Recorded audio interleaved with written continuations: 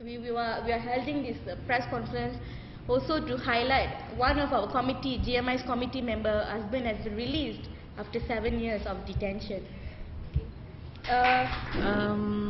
Saya rasa hari ni PC alternatif. Saya tak sangka pun dia akan dibebaskan. Sebab pada hari dia dibebaskan tu saya tidak berada di Kuala Lumpur. Saya di Sandakan Sabah. Rahmah dengan Rahim of Malaysia Kini yang first call saya. Mereka kata suami saya di dalam senarai yang dibebaskan.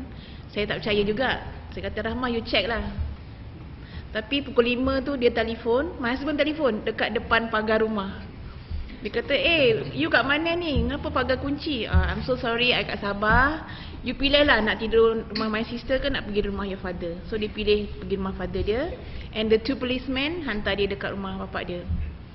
So saya pun happy lah, he is in the safe hands kan kat rumah family dia. Saya call adik-beradik dia, suruh entertain dia for that night. Yes, I cannot go home sebab tiket flight dah fix kan.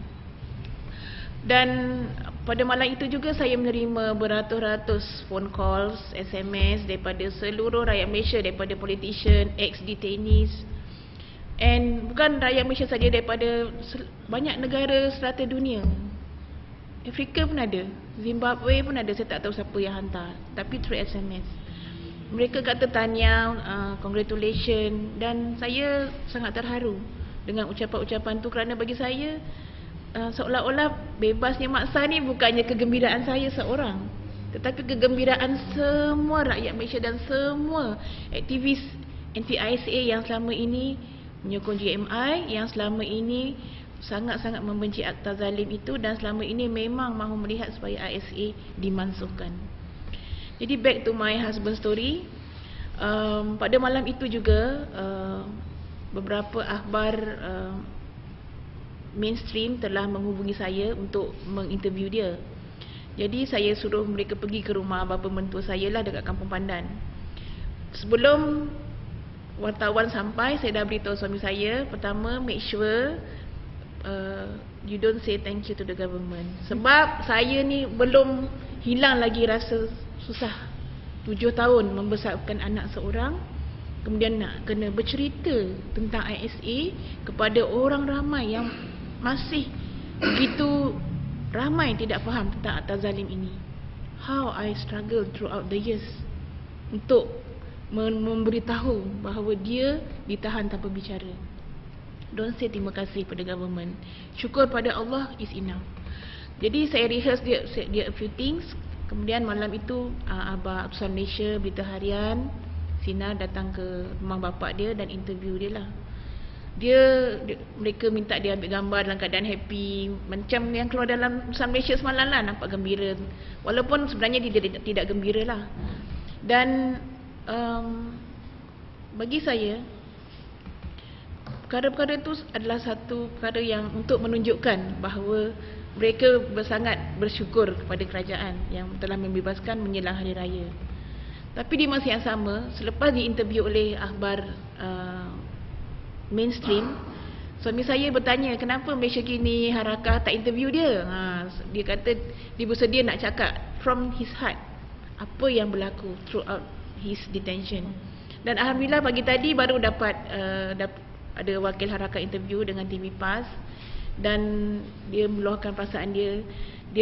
Kami bertiga di interview sekali, dan bila saya cakap pengalaman saya 7 tahun membesarkan anak sampai dah besar panjang sekarang, dia menangis.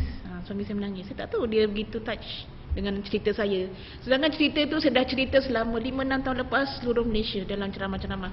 The same story. Tapi itu dia pertama kali dengar. He cried.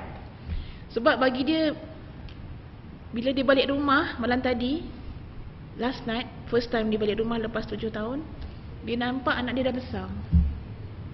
Dia rasa macam dulu dia hilang dari rumah, kemudian dia balik rumah anak dia dah besar. Tiba-tiba, macam tiba-tiba. Saya kata it's not tiba-tiba.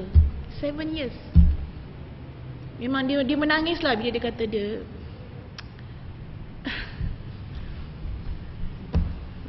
tak apa.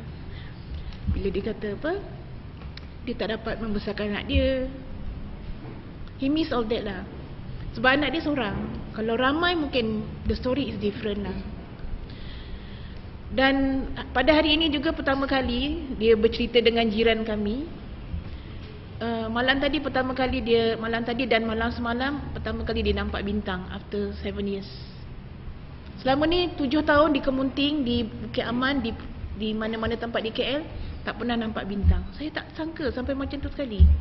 They were kept throughout the night, sampai bintang pun tak nampak.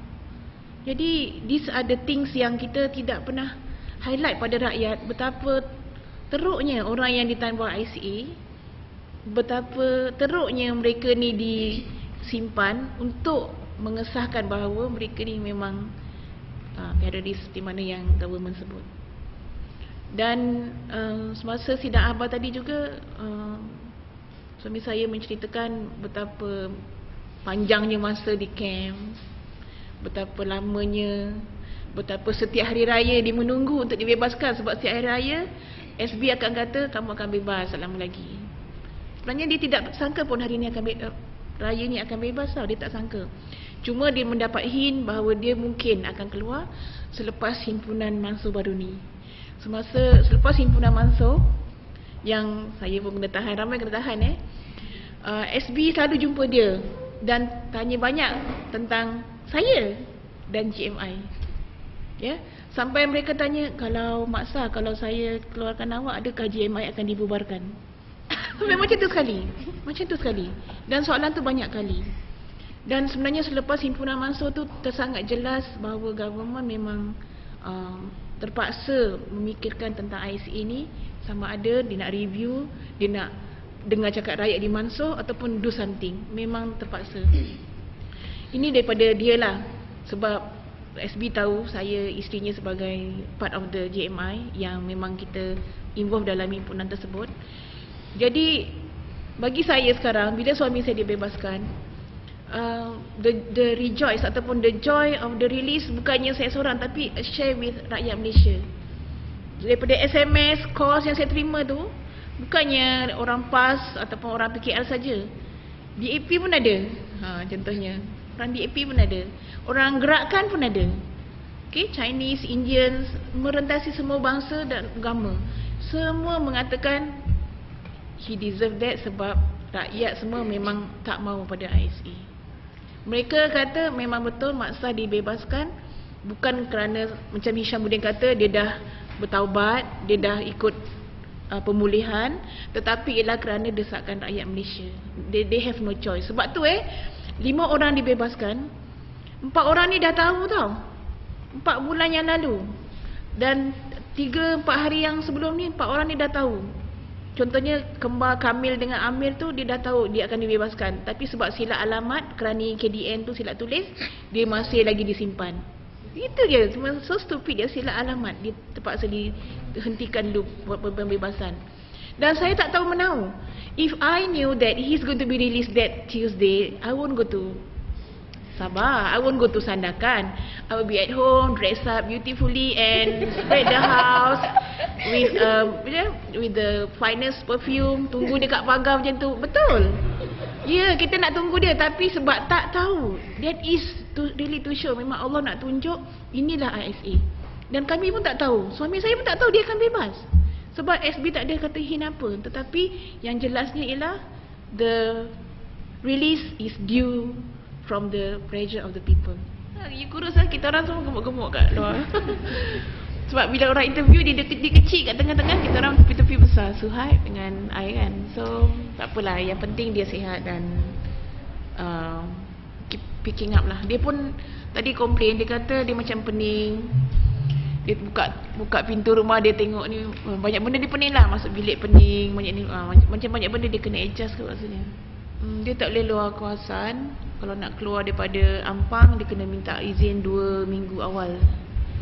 Kemudian dia kena berada di rumah jam 9 malam sampai 6 pagi. Saya ingat malam ni saya nak ajak dia makan kat luar lah. Malam tadi saya nak ajak dia makan, tak boleh. Cakap, okey lah, saya kata kan, murah ikan dia.